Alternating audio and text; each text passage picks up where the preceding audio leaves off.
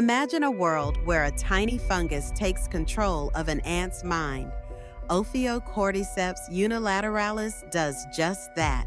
Once it infects its host, the ant becomes a puppet, climbing high into the forest canopy. There, it clamps onto a leaf, and the fungus consumes it from the inside out. After the ant dies, a stalk erupts from its head, releasing spores to infect others. This isn't science fiction, it's nature's own zombie apocalypse, showcasing the bizarre and ruthless strategies of survival in the wild. It's a chilling reminder of how interconnected life can be, even in the most unexpected ways.